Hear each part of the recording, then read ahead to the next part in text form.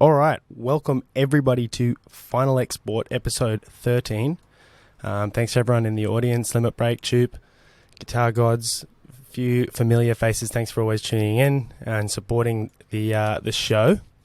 We have 4 artists that tune in from multiple different chains. We're representing MATIC and Fantom at the moment. So we've got Crypto Monsters, Children of Ukiyo, Roshu Angel, and Bot Boy, who are joining us. Thanks everybody for taking the time to join in and tune in. Welcome everybody. How you doing? Doing great yourself. Doing good. Fuck yes, sweet. Well, without further ado, we should just jump into it. This is the format. I'll explain it really quickly. Basically, we're going to go to each project individually and hear about everyone's story and their introduction to the space and their journey as an artist. And when we get to the end, we'll kind of throw a couple of topics around and discuss a couple of things as artists being in the space, which is a good opportunity to provide some education and some space for conversation for other artists and people who tune in. Sweet as. So without further ado, Crypto Monsters. Crypto Monsters is on the MATIC blockchain. They're minting currently at the moment. You can go snatch one up for them, or one of them. So we're talking with Diego. Now, Diego works in Photoshop and Illustrator only. He uses Procreate and the iPad for sketching and painting, and obviously Illustrator for vector illustrations. But he uses Blender for doing 3D art as well, and Figma for a lot of design. So he's jumping around a lot. He's 100% digital. He says he's not good with traditional techniques, so he lives in the digital art realm, birthed and lives in that space. He says he always tries to do different styles. He has a regular job at the moment, but obviously his side hustle and his pursuit is Crypto Monsters. So Diego, welcome, my brother. I'm going to put a couple of links in the chat for everybody and start dropping your artwork. But please tell us about who you are, what you do, like as a designer and a digital artist, and what brought you to this incredible project that we know as Crypto Monsters. Thank you. Just a requirement before that, if you could invite Soulcrawler, because my English is not the best one, so maybe I will need some help. No worries, man. I will slow it down for you, man. Absolutely.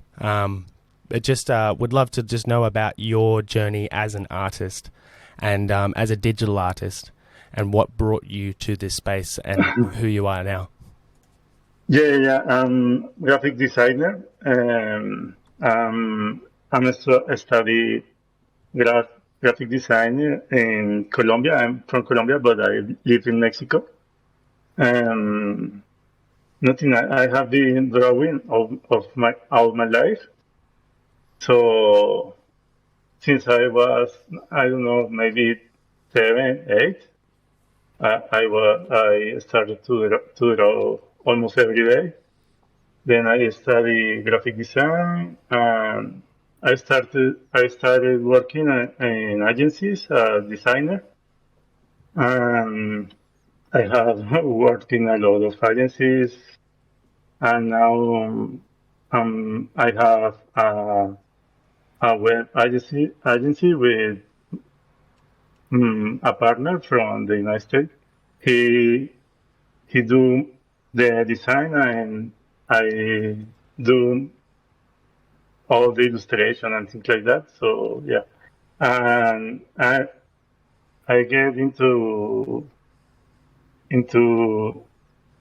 the NFT because last year I began to buy cryptos and like Bitcoins and Ethereum, and then I started to see to see the NFT space, and I thought it could be fun. And yeah. Insane. So you what I got a couple of questions. When you say you started drawing a lot, and then when you sent me a couple of things, responses to the questions, you said you don't use traditional techniques. I'm really intrigued. So obviously, you just drew a lot. So we're just with a pen and a pencil and just drew constantly. Yeah. Right. Yeah, just with pencils and with pen in school. Always drawing with pen. But when I started to study graphic design, I tried watercolors and oils, but I was so bad for that. I don't have the skills for doing that. So when I started to painting in Photoshop, it was like, yeah, this is what works for me because yeah, I So, need the tools. I know the control s- C. so what was the first like? What was your first introduction to a digital medium? Like, from you started drawing around, let's say 5 or 6, 7, 8. When did you Yeah. first make your transition into working with digital art? Mm, when I started to study graphic design, I, when when I entered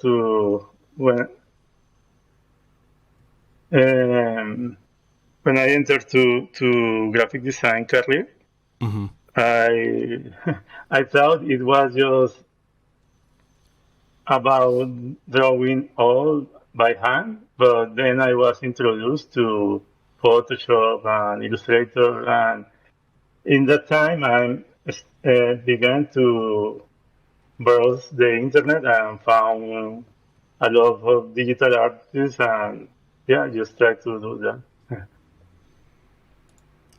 Epic. So tell us a little bit more about crypto monsters in general. So, like, have you been introduced to a team here? Did you get did someone reach out to you, or is the team, a bunch of friends? What led you to this project that you've worked on? When when I first uh, when I started to see the NFT world, uh, uh, I saw like too many derivatives and things like that, like monkeys and apes and yeah. So I thought maybe I can do something different. I can bring something different. So I speak with some friends, my wife, her sister, and her I don't know. It's friends, but relative. Is I'm working with my wife and her sister and his husband, her husband. Yeah. So I asked them if they were interested in do this project.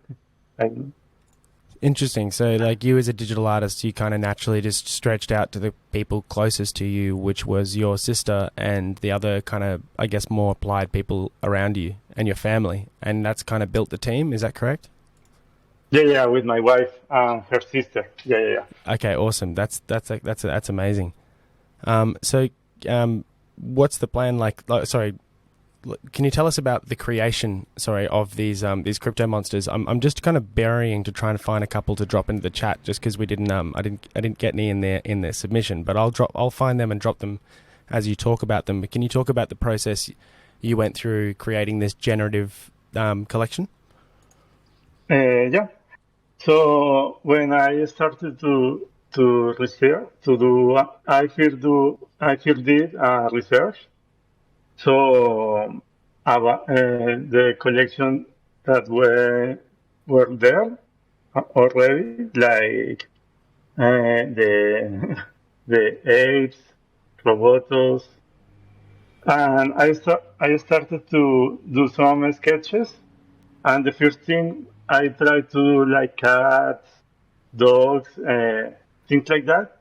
But it was not something I feel like uh, attached to. I have dogs and cats, but it was just more of the same. So then I thought in uh, all of us are like fans of of the terror movies and that culture. So I thought that that could be interesting, fun. So I started to to do the sketches for the monster, and I showed them to the team, and they were happy about it because it was something different.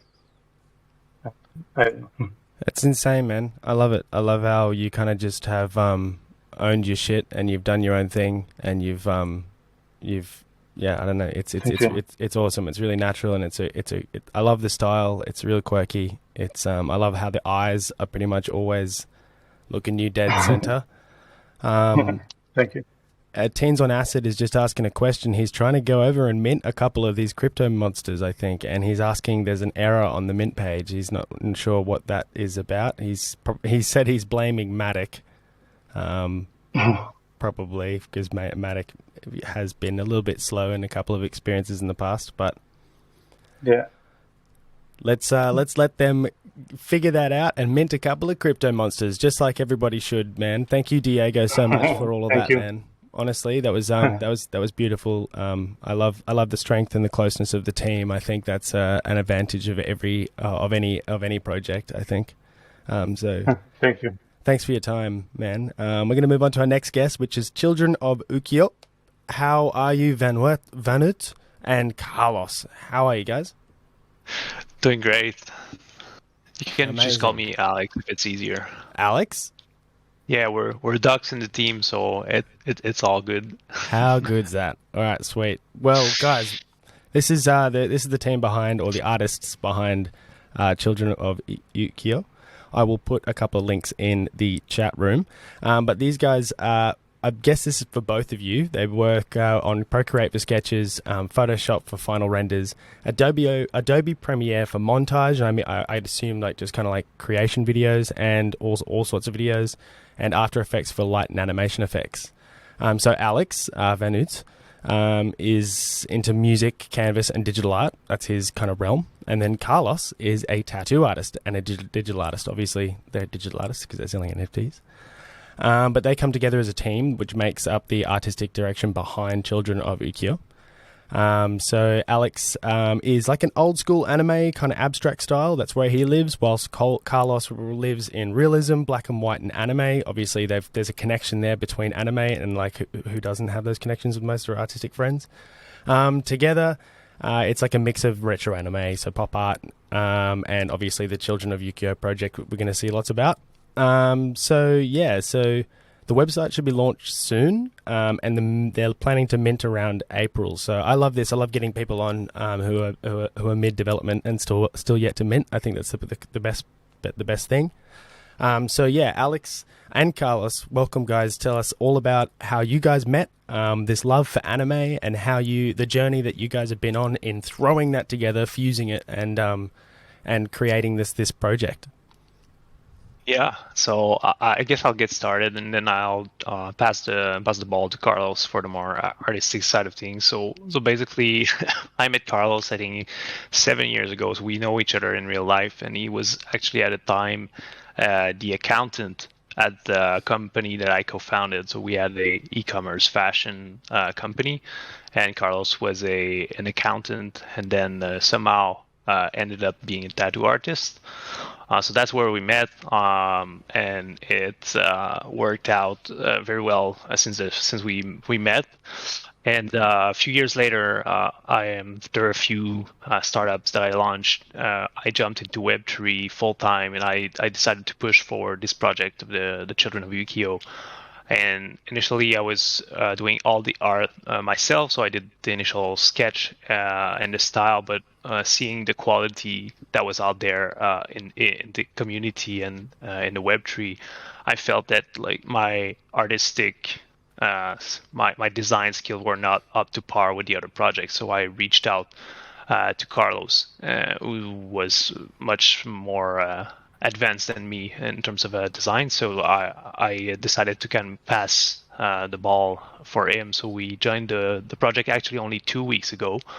and we launched Discord and Twitter only 2 or 3 weeks ago. So it's very fresh, it's very new. We're working currently on the whole collection, but we already have like the sneak peeks that are out there, so you can see kind of the mix that we created together, kind of mixing the vision that I had, the initial sketch. Like if you look in the chat, like those were the first sketch that I did, and then like we revamped them with the sketch that I guess that will be dropped in the chat in a little while. So you'll see kind of the difference in terms of details, attention to details, proportion, and everything. And I'll pass the mic to Carlos so they can talk a little bit more about like his artistic journey, which is much more complex than mine. Carlos, are you there? Take it away, Carlos. I'm so fucking excited to hear about this journey. So if you look in the chat, like while Carlos finds his mic back, like the ones that are more like the 2 first one, like the yellow background, the pink background, those were the kind of the artistic progression. And if you are interested in learning more, in the Discord, we've created something that is pretty new, I guess, in terms of NFT projects. We've created a channel where we detail each and every step since like the first sketch of the project to where we're at right now. So we were fully transparent with the design process, every iteration that we made. So there's a few that are like the first version, and like the actual current version is the one with the mask and the pink background. So this is where we're at in terms of design quality. Fucking cool. So Carlos, Can you guys hear me? There? Yeah, we can hear you. Carlos. Yeah, I don't know why it got disconnected, but yeah, we met Alex through where I used to work. He used to own the company, and he was like literally the nicest guy around. Like he brought donuts to the production team. He always was there and to help people. And I only mentioned like I like photography, and the next day I saw him, he brought me like photography stuff that he didn't use anymore, and like he just gave it to me. So I always respected a lot Alex. So when he invited me in this project, I was just like super hyped because the team is great, because I know him and he's a nice guy, and I know he works hard and he's sharp because he used to be my boss, you know? So this is how we met. And my artistic journey was, I think in high school, my French teacher in my second year taught me how to draw a face. And from there, I just like watch like 1,000 video on YouTube and just learn on my own. I never went to art school at first because I didn't like have I wanted to have a safe job before going into art. And as soon as my safe job was like, my path was secure, I knew I wanted to go in art because that was my dream. So I switched from being in accounting to an artist like a year ago. And it never felt better, to be honest. It's really a gift to be able to live off your art. So I'm living it, and I'm really, really happy about it. Fuck yeah, man. Accounting to artist, of course you're going to feel better. Yeah, for sure. It's a good 180-degree change. Yeah, it was mostly to you know, like have a secure path to success with accounting. But like if things goes wrong, I had a plan B, and that was my main preoccupation. But like now that I'm living off my art and tattooing and doing NFTs and it's working great, like I wish I would have done sooner, but I got a lot of experience from accounting. So yeah, man, it's not all bad, but like it's really a nice way of living off what you love, you know. Do not knock anything that you've done. You know what I mean? Good on you. I think it's incredible. You've come home. This is where you belong. So welcome home. I'm glad that you're back. Thank you. Thank you. Let's talk a little bit more about the process you're going through at the moment. I think Alex kind of mentioned this incredible idea of sharing. I know Teens on Acid does this a lot as well, just sharing the creation process in the Discord and the different stages that you go through while these things kind of come together and come to alive. I think that's fucking awesome. Teens on Acid had a question about the line weight. In those two different images we're looking at here in the chat. What's the final line weight out of the two? It's the second one. It's the one with the sword with the red gems. So the two are actually pretty cool, but we wanted to go with something that, since Carlos is big into realism, like if you look at these tattoos and everything, the characters that I initially drew were a little bit too much on the cartoon side, maybe. So we brought like a bit of realism there to really merge our style. Like the two are pretty badass, but really wanted to find a place where we could work together, and that Carlos could take the rest of the collection like in his hands without having me like looking at everything that he's doing. So we did this kind of a compromise there, and it's looking pretty good. And tell us a bit about the process. This is generative, obviously. It's a large collection, so like tell us, how many characters are we expecting? There's obviously different genders. There's also all sorts of different hairstyles. Like what's the scope of work that's ahead of you, or like how deep are you? Can you tell us about this process you're going through right now? Yeah, I can give you the big picture, and Carlos can tell you a little bit where he's at in terms of progress. But essentially, like our kind of our goal is to have something that's even more unique than the Azuki collection, which is a big inspiration of ours, like in terms of quality and work ethics. So we have around 700 different traits. So and this will be a generative collection of 10,000, but we'll do a manual QA of each and every one of them.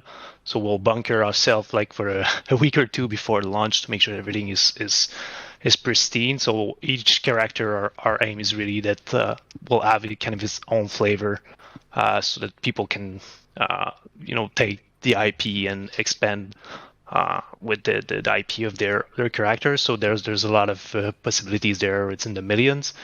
And yeah, Carlos, maybe you want to talk a little bit what you recently worked on and where we're at. Yeah, so now we're doing.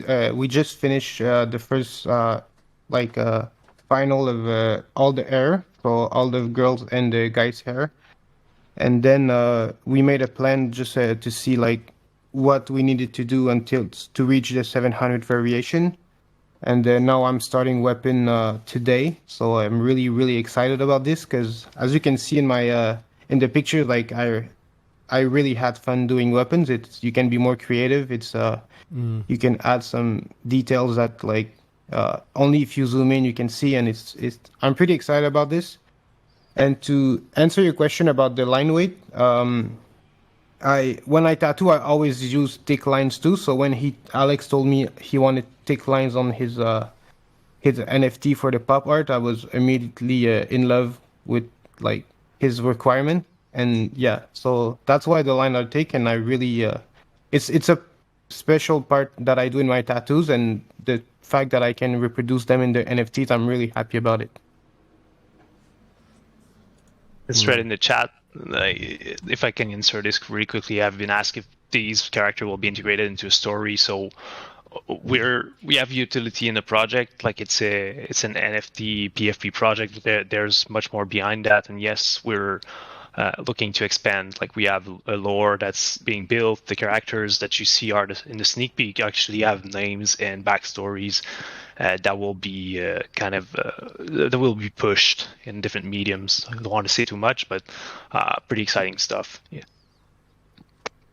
That's awesome, man. That's really exciting. Yeah, man, I absolutely love this this aesthetic and this universe you guys are creating. I love. I've had a couple of teams on here, like team artists behind projects, and it's fascinating to me how people kind of collaborate and find that space for collaboration. Because for an artistic form, for me personally, collaborating is film and music, and art is very kind of protective for me. I'm very solo with it, so I'm always fascinated to hear about these teams of artists and the way that you kind of collaborate on these works. I think it's fucking incredible.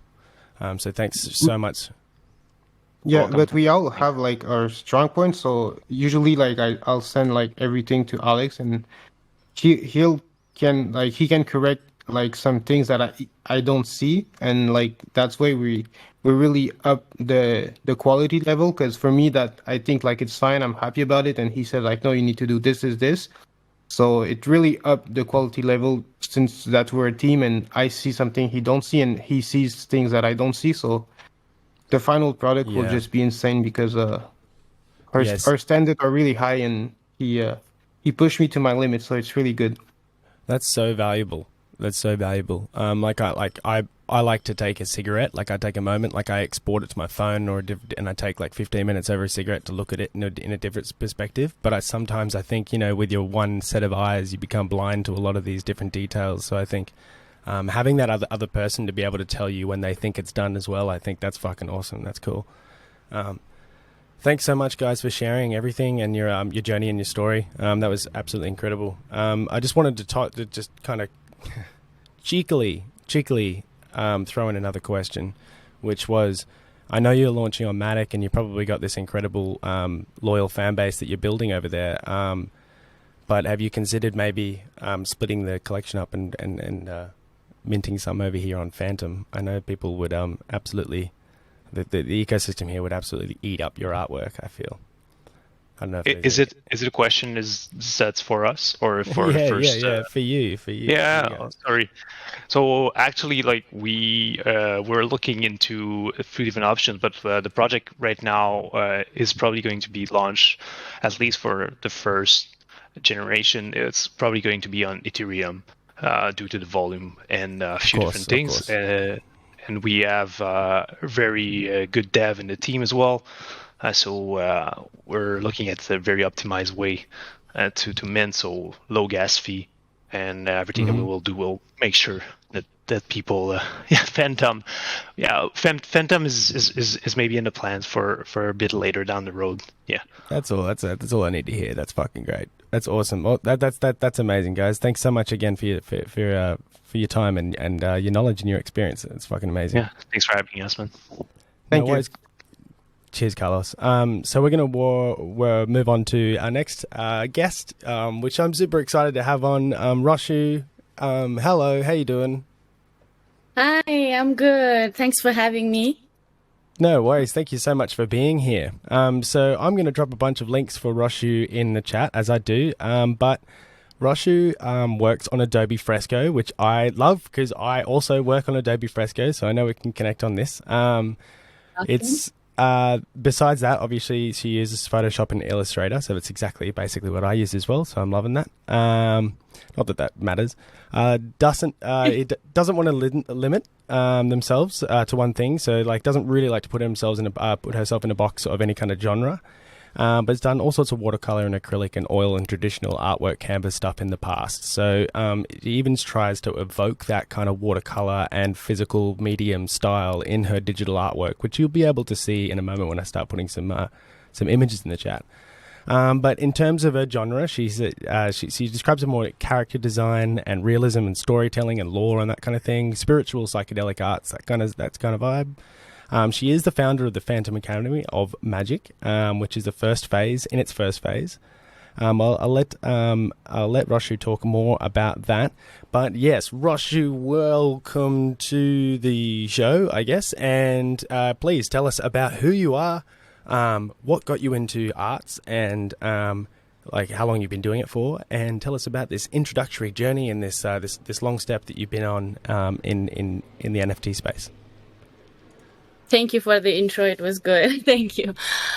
So yeah, myself, I have a background in coding, actually. I went to college for computer science, but I was not able to complete it on my last year. I was a senior, actually. I had to drop out of the college because there were some things, and then I had PTSD.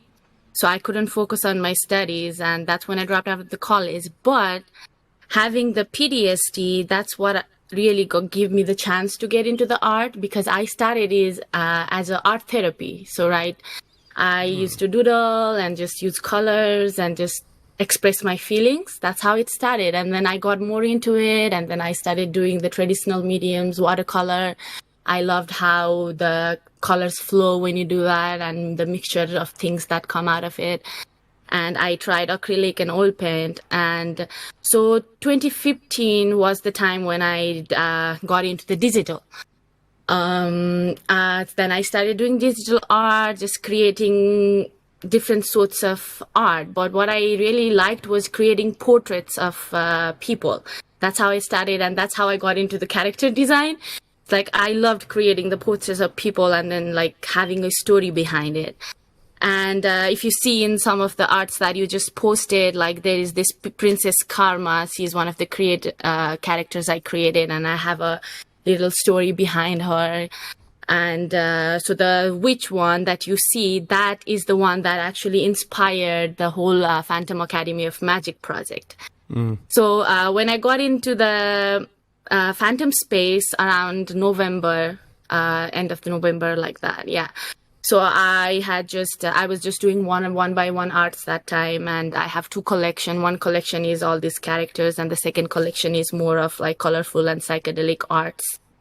And so I wanted to pursue this witch character, right? And so that one inspired the whole academy concept, and I started making a plan and writing what it's gonna look like game wise, writing what the character's gonna be, what are the spells gonna be, and I started writing it all down, and the idea kind of developed into this whole academy where people can enroll, and they can collect the cards and level up to sorcerer status. So that's the basic concept of Fantom Academy of Magic. We are in the first phase right now.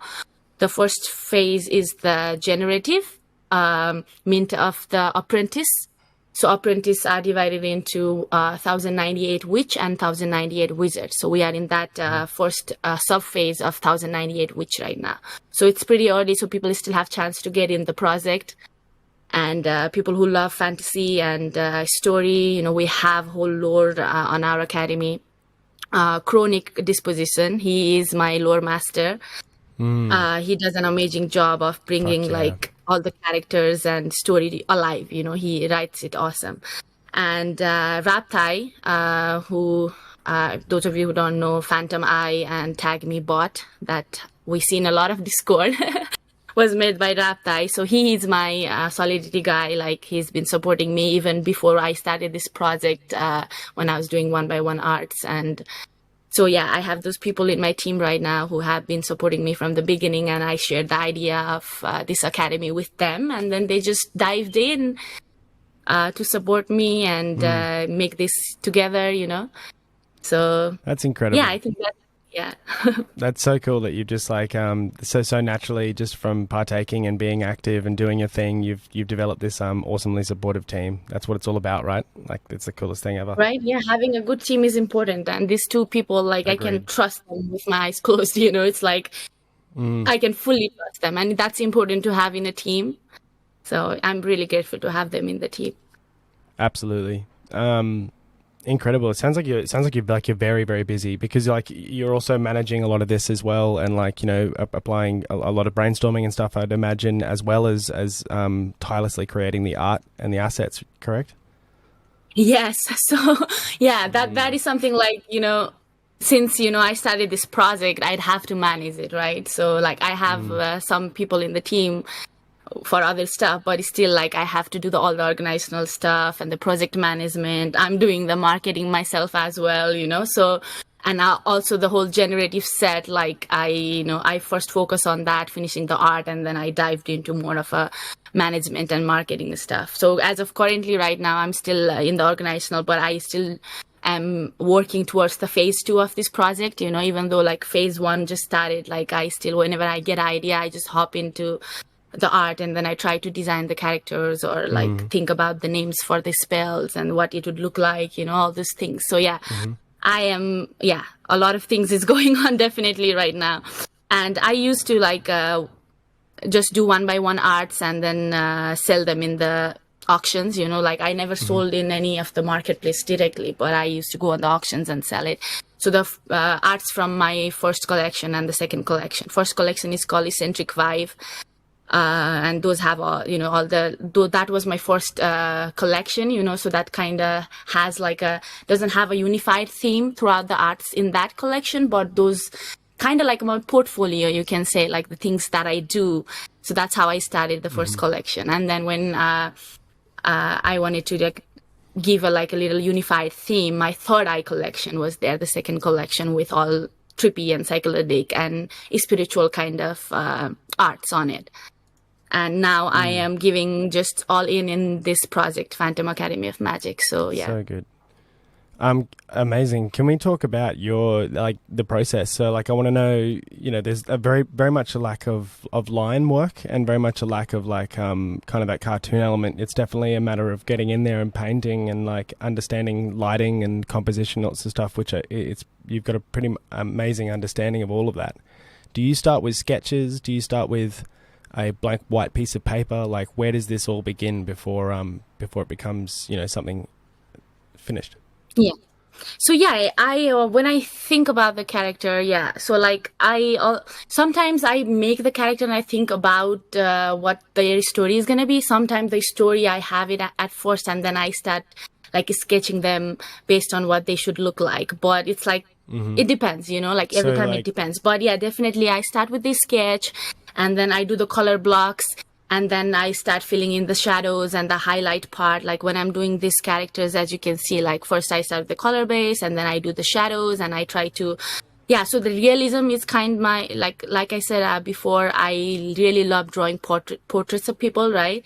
And with this, even the generative part, I wanted to make it feel like a character, like realistic character than like cartoon, you know, there are cartoony NFTs out there, and then of course they are awesome and whatnot, but I'm talking about my thing. Like I wanted to have this character, like apprentice, witch and wizard, feel more realistic. So when people are playing with it, they can relate, like human looking, you know, and looking more real. And so that's why I focused on making them, how to make them real, like the eyes and the nose and the, you know, the shades on the body, as you can see. So yeah, you know, I always start with this sketch and color block, and I start putting lights and the shadow part, and then a lot of layers goes into making it look more realistic. Definitely a lot of work. And what about the generative element, like the way that I've always found, well, one of the reason why I kind of use black lines with the pink flamingos is because the black line gave me like kind of those millimeters that I could use to kind of get things in the right spot and like fuck with composition a bit. So right. Without lines, like how did the generative element, like what were the challenges there when you were producing the artwork, like for the attributes to clash and all that sort of stuff? Yeah, there were some challenges though. Yeah. So what I did basically was like I started with the body, right? How the body is going to look like and just where the positions of everything is going to be. And then I moved into the attire, like, okay, the attire has to fit the body. And so, yeah, like it was like I would have to test it out, right? Every time I was doing anything, I'd have to like put the other layers and then see if it would match together. So there was a lot of testing on that part. And even after generating it, like I made sure that everything was, matching, like something was not off. So yeah, I did a lot of testing with that to have like everything in a like organized way, I guess. But yeah, that's why with the face, I think if you can see with the face, there are some line arts because when I made the body also, I had to do the shading in the face, right? And without any line arts, I just did like a basic shading of the shape. Like, okay, this part gets the light, this part gets the shadow, and there are shading on the eyes part where it would go down a little bit, and then nose part. So I did the basic shape, and when I did the face, then I was able to like tweak how it would look with the line arts. So I kind of use a mixer of like, okay, realistic shading and stuff with the body, and then when doing the face, I had that line part to help me guide, like, okay, this will make it look a little different face than the shading that I had already placed. So that's how I did it. Yeah. I'm so fascinated, like, with generative artists in so many ways, because there's such a lack of tutorials and there's a lack of like actual, in-depth or like personalized tips on how to go about this. But when you talk to an artist on the other end of these processes, you realize that the divisive potential of that creative mind when it's put into a challenge, it's like you need to create an artwork, like you need to figure out how to do this, like the space. Right. Yeah. The space that you get into and the techniques that people and other artists form to get around these hurdles and challenges is fucking super cool. Yeah, exactly. Like the generative, like if we go, like there are some codes out there that you can just run and do it. But with mine, I had to do a lot of tweaking with the That's right. we used the fork of the hash leap generative, right? And there was a NFT Chef fork that we had to use. And then on top of that, I had to do a lot of tweaking, which Rapta helped me with, tweaking the generative code to match, what I wanted out of this.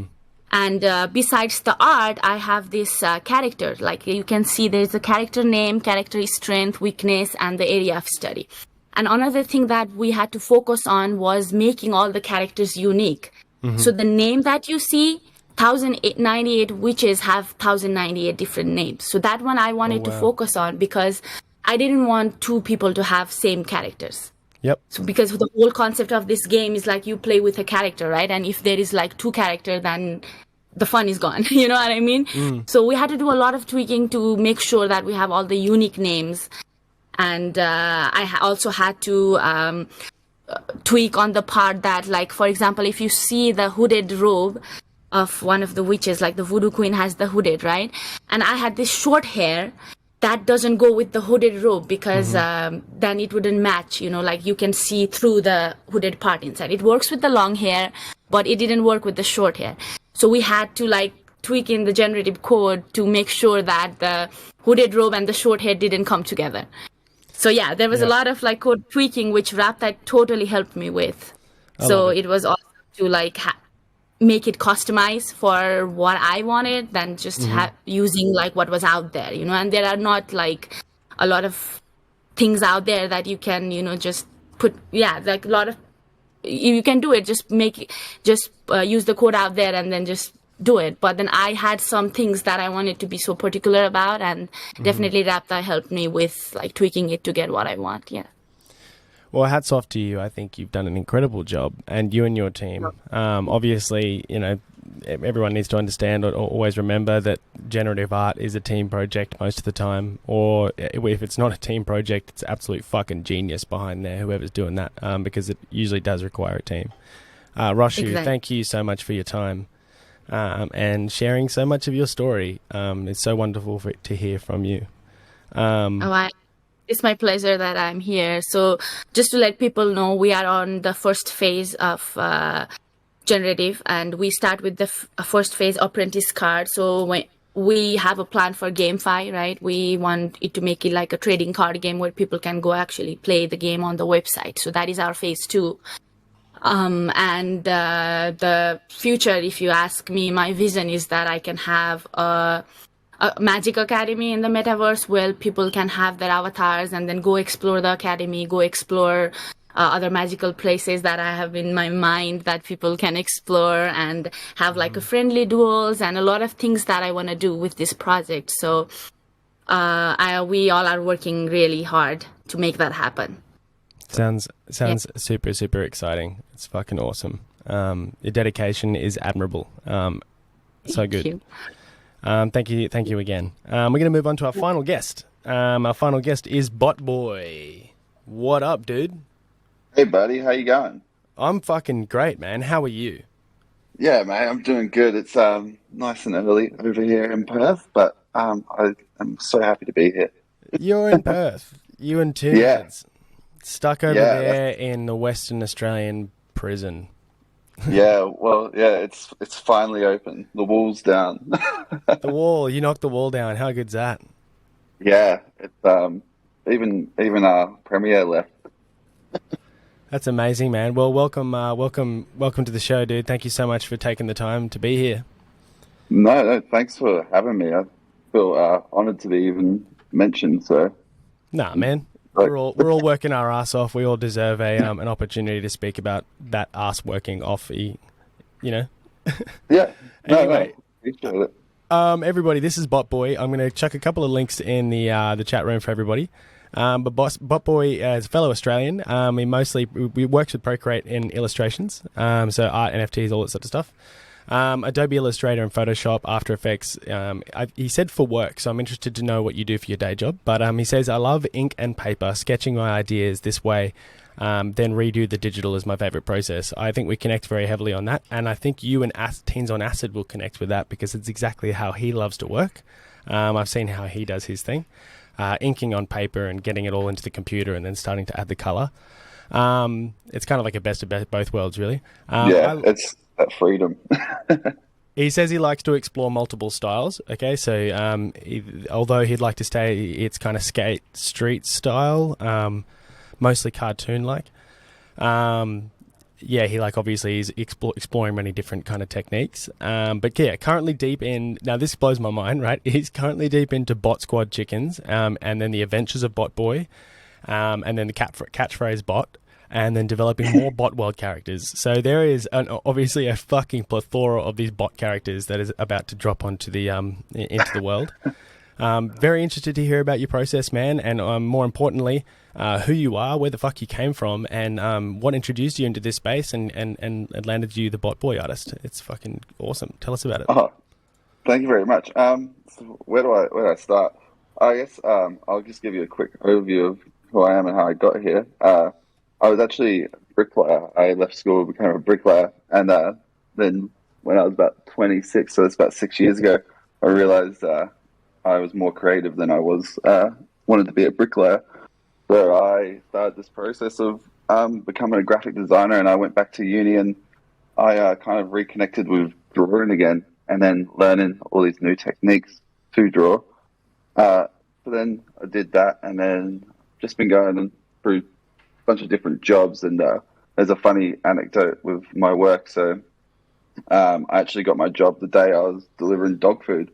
So they called me up and they were like, "Do you want to come in?" I was like, "Yeah." And then from that, I've just kind of been developing my skills and just doing illustrations on the side. Started last year. I remember reading about NFTs in January last year, and I tried to make some collections, but I think everyone in this space can kind of connect with the fact of the first time you do it completely wrong and you don't understand what you're doing. So I have a few collections on the Ethereum network on OpenSea. Mm-hmm. And so I then realized that I actually am friends with this guy called Tombheads, which everyone will know. And then he kind of directed me into this space, and here I am. I just kind of making the bot boy character, and yeah, I kind of skimmed through that. I don't know if there's anything you wanted me to elaborate on. I'm interested in how similar to what are the things you were releasing on Ethereum? Is it any of the stuff that I've been dropping in the chat here, or? Yeah, actually, that the baby hip hop head. I released a collection on Ethereum called Hip Hop Heads. Mm-hmm. Sold 0. Okay, awesome. So, in other words, you just got swallowed in the large world of ETH, right? Yeah, basically, I kind of was on OpenSea, and it really is an open sea. There's so much going on, but that's cool. It's I enjoyed drawing them, so not selling them wasn't anything I got too upset about. But yeah, now I'm here with Bot Boy, and everyone seems to be loving him. And then with that, I've then got the bot squad going on the side. Insane. So can you tell us about where the bot boys come from? Is it where have you kind of peeled this character from? Is it from a plethora of 100 different fucking drawings that you sketched in some dirty pad that you've finally come to the final version of, or is this something that you've kind of spat up out of a few drunken nights brainstorming? Bit of column A, bit of column B. I kind of I went through a period last year where I was forcing myself to try to draw every day. And so I was drawing at work on my little sketch pad and then drawing at home at night. And a little bot boy character happened, and he kind of kept happening. And then I remember when I met with Tombheads and I was discussing what character I want to do for the space, and he just kept pointing at that one. He just like, "Nah, you need to do that one. You need to do that one." So then I actually I spent, this is probably the craziest story, is at the end of last year, I was doing 10-hour work days, but then I was coming home and drawing, and on the weekends drawing, and I actually drew 60 of the bot boys in 2 weeks. Just wow. Going hard. Okay, so you did not approach this in a generative asset way. You just look, I'm new bot boy. I start with a box. Let's fucking go, right? Yeah, I just went to town on it, and so now I've got them in my bank, and I'm releasing them one by one on one kind of thing. So as they get released, but which is handy because I can continue that one whilst working on the bot squad on the side and making all the animations for Bot Boy. Okay, so you're working on animations for Bot Boy as well? Oh yeah, I should have sent you that. Do you want me to put that in the chat? Dude, fucking oath. You need to tell us everything about what you're doing because it sounds like you're a fucking manic, crazy creative who's... I love that, dude, I love that you're a bricklayer and you're laying bricks like one after one and then, inside of you just like, fuck this, dude. I can't fucking make Bot Boys with bricks. It's not Brick Boy. Yeah, exactly. Yeah, Brick Boy. Yeah, it's so rad.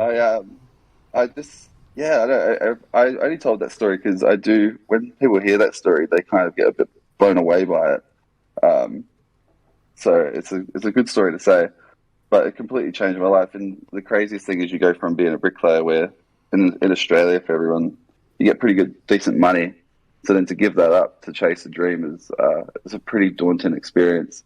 But I can say it's been a 6-year journey, and I feel like I've kind of reached a point where I'm going to get comfortable again. Dude, I've just put that video in the I'm watching chat. this video. So you've animated all of this, right? This is you. You completely done. You've done all of it. Oh wow. Yeah. Okay, cool. This is fucking sick, dude. You're not a bricklayer, dude. This is ridiculous. This is so awesome. Fuck yeah, dude. Can you talk about like how you build these things? Like, I want to know what the most bald fucking Bot Boy looks like. Do you have the legs? Do you have the arms? Or do you just literally start with the fucking bot, the brick? Do you want me to send it to you? I'll put it in the Yeah, chat. please. That's fucking amazing perspective. We'd love to see that shit. Yeah, I grabbed that right now if you bear with me. Yeah, I'll put a process drawing in as well if you like. Yeah, dude, please. So this is I'll just wait this bad boy out. Yeah, so it's basically just this weird little brick that I have at the moment. And I just kind of go from there. Okay, so I've just sent the brick over. If anyone wants to draw on that, they can. Fuck yeah. Okay, so that's where it starts. I was curious. You got the legs in there. Yeah, I've got a bunch of layers and arms and stuff.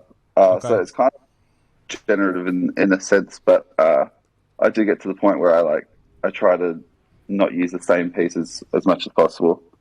And I'm actually the line weight is fucking tiny. We're like looking at like 2 or 3 pixels there. Like, it's nothing. Yeah, and there's a big part of this as well. Is I always find when people do robots, they're pristine and they're like perfect, and it's like the future of robots is always going to be everything's perfect. So when I did this, I wanted to try and make it so it was a little bit rough around the edges and not perfect in a way, because I wanted to kind of take that away. Play with asymmetry as well. Like, I think you've done that really, really fucking well, man. Can you talk about the birds? What's the actual name for them? Sorry, the bot. Oh, the bot squad chickens. Bot squad. Yeah, is that more of a generative, or are you approaching that the exact same way?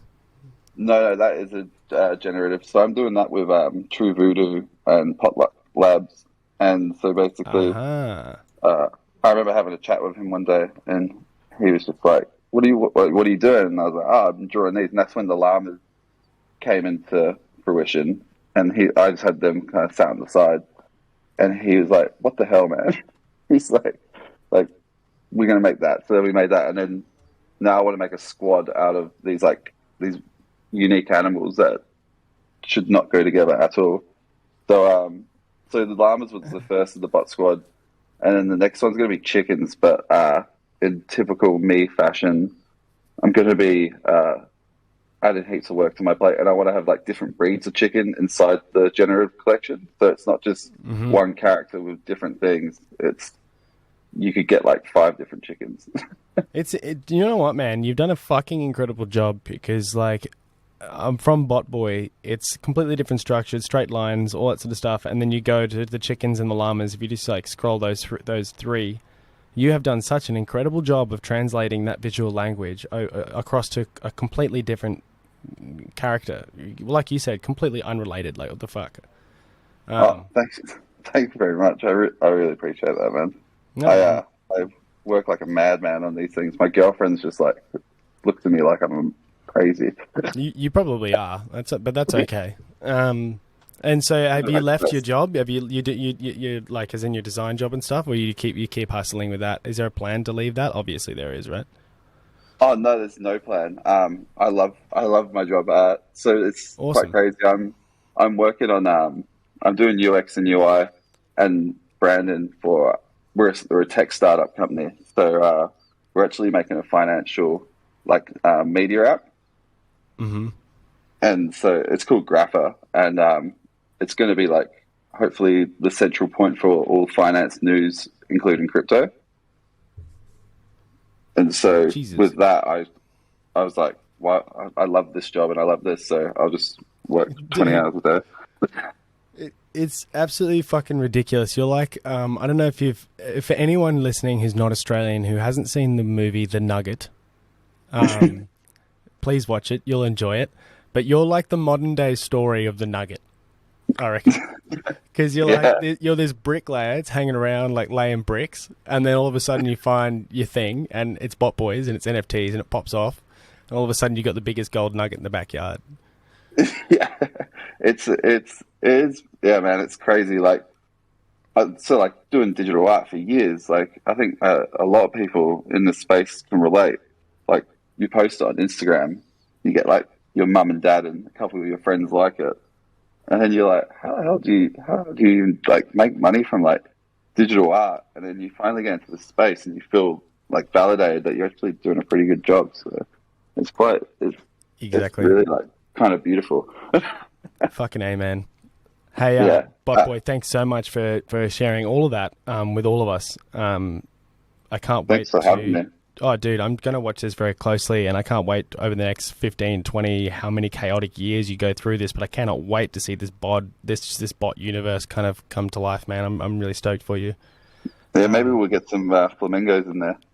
Always, man, always. There's flamingos are everybody's. You do whatever the fuck you want with them.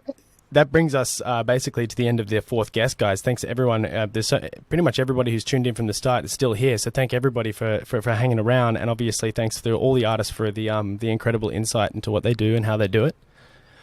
We heard from Crypto Monsters, Children of Ukiyo, Roshu Angel, and just then Bot Boy. I'm going to drop all of their links into the chat so everyone can get out there and follow them on Twitter and follow their Discord and stuff and get involved with their project. So next, I'm going to move on to the kind of the next and like the final stage of the episode, where we're just going to kind of open up now that we know each other and where we've come from, a conversation about a certain couple of different topics. Feel free to present some topics if you have them as well. And there's interesting things that you want to talk about.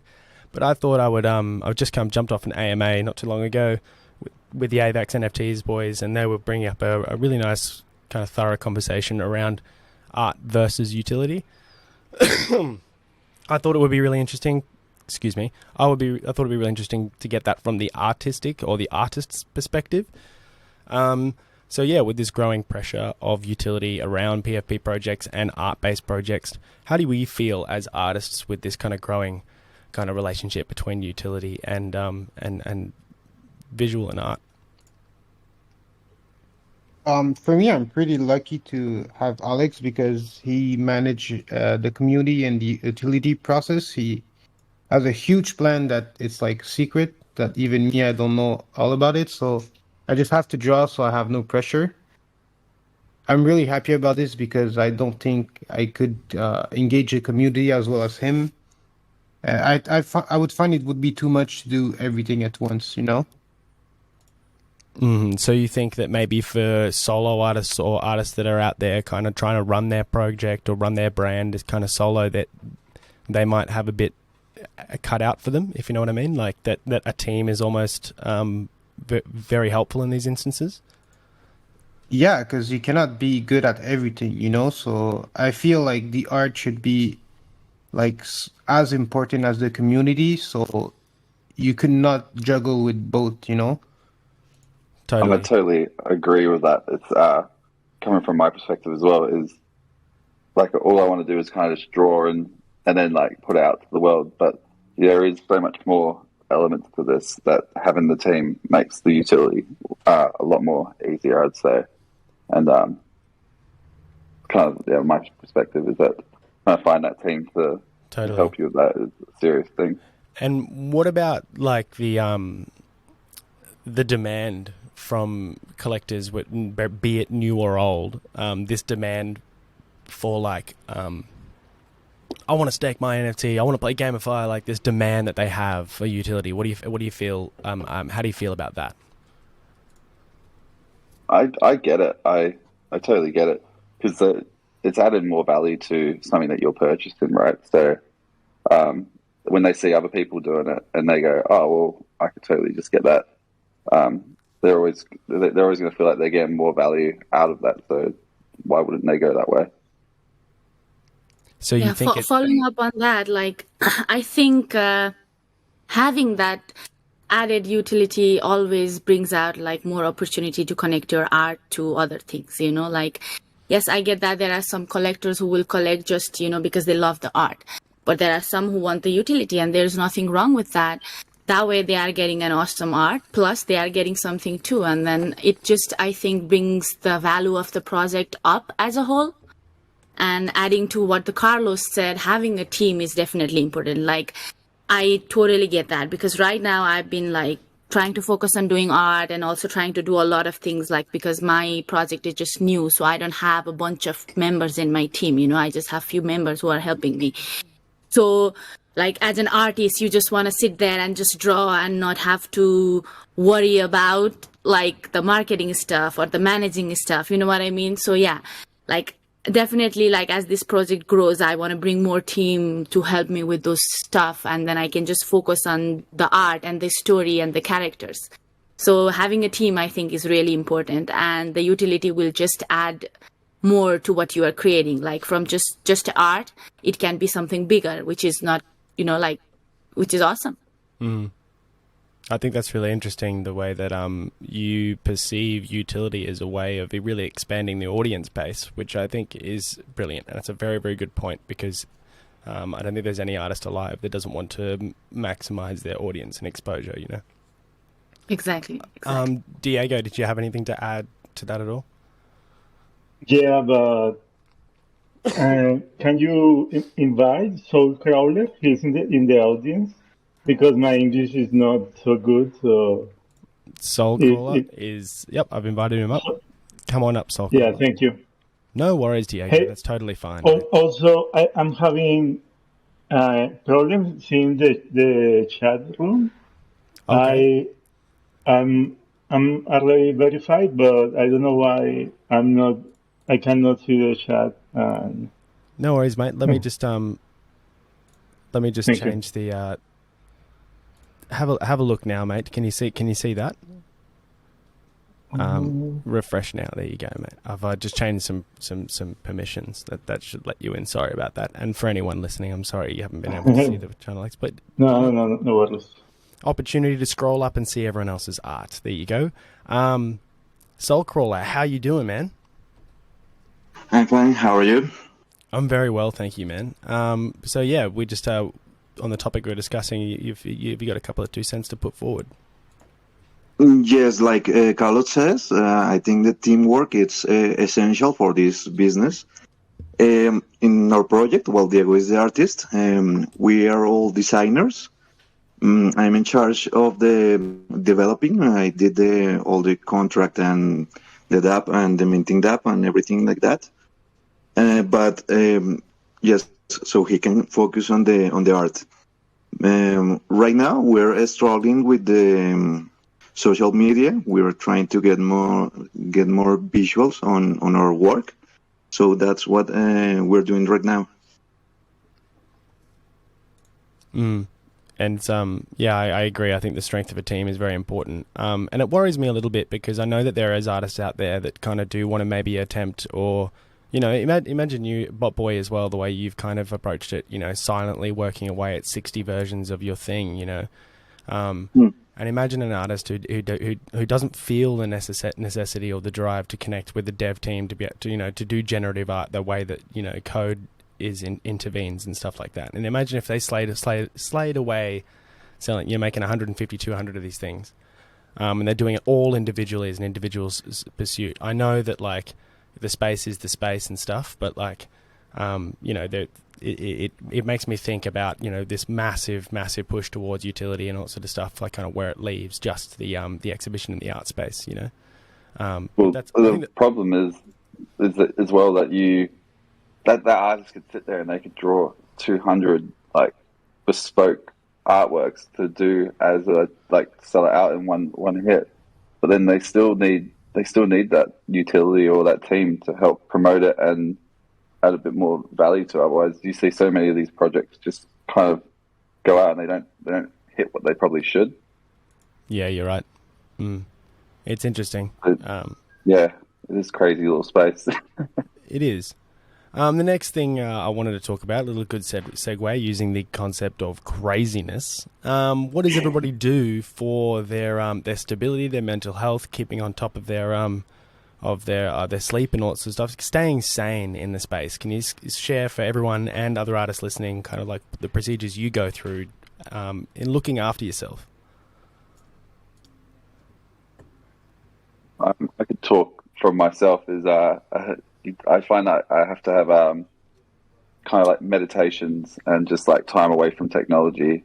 And so basically having those times away from the phone and the iPad and all that for at least an hour a day, I find is what kind of keeps me a little bit sane. And just giving yourself a time limit on working on things is probably the most important part. And remembering there's more to it than this. Yeah, I feel that like in this, you know, in the crypto space, the world moves so faster, you know, and then half of the world is always awake, like even when it's nighttime for you. So if you feel like you are missing out or things are happening at so fast pace, and it's easy to get into that FOMO, you know. But I do believe that all artists or everyone who's working here do need to take some time for, you know, self, and then try to wind down a little bit. And I try to do that. Like I will try to catch up, and then I'll set some time where I'm just by myself. And plus I have a family, I have a small kid too, you know, so I always have to think about that. And like I think people need to realize when they feel like they are getting overwhelmed before it gets into the part where it's like too much to handle. So like just keep a lookout, and when you feel like okay, it's getting to your head or it's getting too much, like always take a step back. You know, you are not going to miss out if one day you don't go into Discord or, you know. So I feel like it's really important, like everybody look out for themselves. And plus also having the friends, like I have some good group of people, like we hang out at night, like we go in the limit breaks art stream, and we just hang out and chill, you know, like, and we talk about all these things, the mental health, everything. So like having that, I think, is important. We all are human at the end, right? We cannot work like robot all the time, even though Bot Boy, your name is Bot. But yeah, so yeah, it's definitely important for everyone. Yes. Absolutely. And I completely agree with that. I actually get a lot of just like kind of support and mental stability, being able to like just hang with other artists in the Southern Empire Collective. Like they're basically always Choop. I know that you spend a lot of time in there as well. There's just always someone chilling and drawing in there. And for any artists here as well, you know, when you're working, if you do want a space where it's kind of just like, you know, you can choose to share your screen and stream your screen and stuff, but otherwise, like, you just hang with other people working, and we listen to some good tunes and have chats when we need to. But most of the time, it's just kind of silent and everyone's just working away. It's fucking great. Does anyone else, Diego or Soul Crawler or Carlos, do you want to share kind of your methods of staying on top of your of your sanity? Me, like when I started tattooing, I said to myself, like, since I'm the boss and I have my own schedule, the most important thing is to sleep my 8 hours. So even with NFTs, like 8 hours is the minimum that I'm gonna sleep because I want to be productive. I want to be there for the long run. So I'm not gonna like not sleep and try to work the fastest possible and then like get sick or something. So me, it's really sleep and do sports that really keep me on track. And I feel like when I force myself to do sport and to sleep all my hours, the time that I spend drawing, I really enjoy it. So these are my small trick, but I don't know like anything about like Discord and anything. So I'm a beginner in this world, so maybe that's why this works for me, and I'm not like as invested as other people. Like I'm always on the journal chat. I have fun for now, so everything is good. Yeah, I got to take a leaf out of your book, man. I've got my bike downstairs that I've been intending to send off to get repaired and get on the road and do some exercise kind of twice a week. But fuck, man, things have been so busy and hectic. I still haven't got around to it, but I'm definitely hearing you. That's one thing I want to do. You just have to be there for the long run and just think about the long term goal, and the long term goal is to take care of you too. So that's my objective. Yeah, for sure. Diego, I know if it's more of a personal question, so I wanted to see if you wanted to share with what you do to stay kind of healthy and happy. Yeah,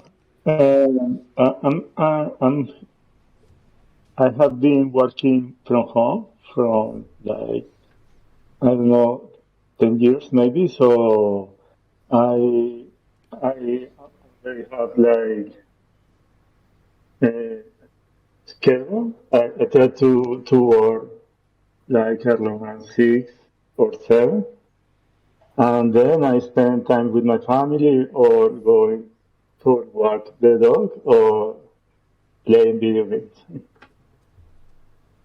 Yeah, so you have a time that you clock off like 6 or 7, and it's like family time, and then you make sure. Because when you start working from home, that is an issue because just at the beginning you start to work every time and in the night and weekends and that. It's just not healthy. So the best way for me is you have a regular schedule. So yeah. So with Clips the Monster, the only thing that have changed is that I now have to spend some time in the weekend. Maybe in the night I spend 1 or 2 hours as much. Spending time on the weekend, man, yeah, I like it. And staying organized is what you said as well, right? Like staying on a schedule and sticking to a schedule and trying to be organized. Yeah, that's great. All right, guys, I just want to ask one final question before we kind of wrap up the episode. It's been absolutely wonderful. Sorry about the little technical difficulties we had at the beginning, but we're all good now. I just wanted to ask what everyone is most excited for in the NFT space. Everything that you've consumed over this journey so far. It's been a fucking long one. It's probably been an arduous one. It's been an interesting one. Out of everything you've consumed so far, what is everyone most excited for in the space surrounding them?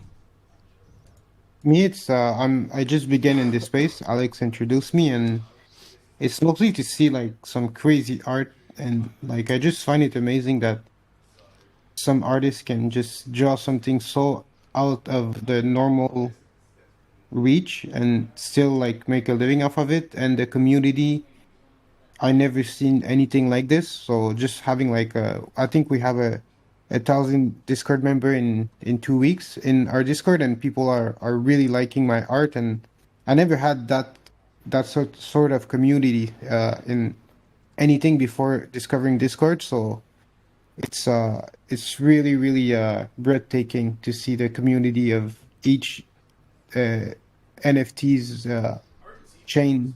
Like I really enjoy it. Yeah, I agree with Carlos. Something I really enjoy in the NFT space is the reaction of people to your work. It's not, I don't know, before that, when I did an illustration or something like that, I get some likes and that's it. But when, for example, when we show the monster. People were happy with them, and it was an amazing feeling. I don't know, like people being happy with your work and excited. I don't know what to say. For sure. Soulcrawler, is there something you're very excited about for the NFT space in general? Not sure he's with us anyway. Roshu? So what I wanted to say is the community, like, you know, like we all are here, we all are trying our best to bring something for the community. And rather than thinking like, oh, okay, there is this other project which might be the competition or, you know, something like that vibe, rather than we're thinking like, oh, we all are here trying to do something for the, like, whatever blockchain we're in. Like, I'm full on in the Fantom, so I'm thinking for Fantom community, and then having those other group of people who are all working towards making the community better. That's what excites me the most. Absolutely, 100%. I love Choop in the chat. Choop says, I'm here to get a shit ton of money. Yeah. Kubernetes is always awesome. We gotta love that attitude. Soulcrawler, Yeah. were you there? Did you want to say your piece?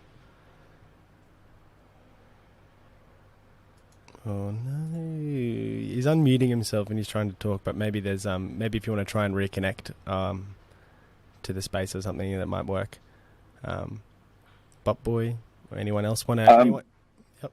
I think from a personal perspective, is excited to see where Botboy goes and the community that goes with it and how far it can go. And then in regards to like the NFT space, I'm actually so intrigued to see where it ends up with actual utility in the real world.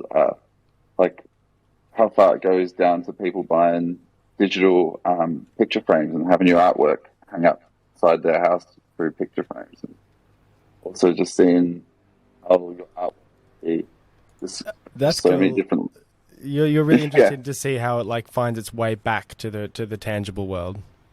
Yeah, I'm always looking at like, because basically it's kind of taking real world elements that already exist, but taking like a digital approach to it. So like with the NFT like ticketing systems and all that kind of stuff, I find that really, really fascinating, and always wonder how can Botboy be involved, or even I think I wrote it on my Twitter the other day of making like a NFT like TV channel. So it's like you purchase the TV episode through NFTs. So imagine like an adult swim for on the Fantom network. If like Botboy was a cartoon, and you could just purchase an episode as an NFT. Yeah, or like there's like, you know, there's Adult Swim, but it's like completely decentralized, and there's like a episode or a format writing software where you can like, you know, team up with a bunch of 20 people and fucking write the actual content for an NFT, and then the NFT can approve that, and then, you know, sell you the intellectual properties, and then you got to try and find a fucking animation team that's connected through that. And it's big. That's fucking cool. Because you want to keep the quality of content up. You know what I'm saying? Yeah, no, it's be incredible, and there's so many amazing artists here. Imagine the type of crazy stuff we could do. It'd be insane. Soulcrawler, are you working? Can we hear you? Okay, do you hear me? Yeah, dude, we got you now. How good's that? Okay, finally. Yes. No, I was going to say we're new on this NFT things. So we started last year. Every day we are learning something new. But the most exciting part of this trip was it's been meeting new people, great people here. The people that bought out our monsters are entering the NFT space too. They're new to this too, so we're traveling this part with them. So the monsters has been reached a lot of great guys, and we thank them for that. So I think the best part of this is that meeting new communities, meeting new people, and new artists too. Yeah, I sincerely agree with that. Fucking oath. Yeah. Guys, thank you so much. What an incredibly awesome, stimulating episode that was, including the drama at the beginning, trying to figure out how not to speak like a devilish robot. But yeah, thanks everybody for being here. The artists, Carlos, Diego, Roshu, and Bob Boy. Guys, this has been Final Export episode 13. We've heard from Crypto Monsters. We've heard from the Children of Ukiyo. That's 2 MATIC projects. Crypto Monsters are currently minting. Please go over and snatch yourself up a Crypto Monster. What's the price again? It's like 30 MATIC or 20 MATIC? 40 MATIC? 50 MATIC. 50 MATIC. There you go. I climbed up. I eventually got there. How good's that? And then obviously Children of Ukiyo, they are minting in April. The website's coming very soon. So jump on their project, follow them obviously. I've dropped all the links in the chat, so back them up, support your artists. Roshu Angel and Bot Boy, these are 2 artists based here in our home in Fantom. You can also, Roshu is the founder of the she's the mod and artist collaborator management at the Fantom Art Collaborative Auction House. Okay, so that's the Fantom FAC Fantom Art Collective Auction House. Please drop in there and have a look as well. That's a great place for artists to be and hang. And then of course Bot Boy, over here, fellow Australian. He's got incredibly wide scale plans for his bot universe. It was amazing hearing about all of that. And good to hear that you no longer lay bricks, mate. It's fucking awesome. You're drawing instead, and that's incredible. Guys, thank you so much. Thanks for having me. Oh, dude, thank you so much, all of you, for taking your time to come and be here and share your stories. I'll have this up on YouTube ASAP. Tune in next week. Make sure everyone is still listening to see support your artists and all that sort of stuff. Thank you guys so much again for being here. Thank you for having us, and thank you to those who stayed to listen. Absolutely. And lovely meeting all of you. Yeah, totally. And love meeting all the other artists today. It was a pleasure to meet somebody from another chain as well. And make sure you reach out, guys, as well, whenever you got a new collection, new something, whatever you're working on, anything fresh, keep me updated. Don't be a stranger. I'll get you back on and we'll chat about what's new, what's happening, all sort of stuff. So we're all friends here now, so please add me on Discord and all that sort of stuff, and we'll stay close. Thanks, everybody, guys. Right. Thanks for tuning in. Cheers, everybody. Thank you. Bye-bye. Ta-ta. Bye. Oh, goodbye.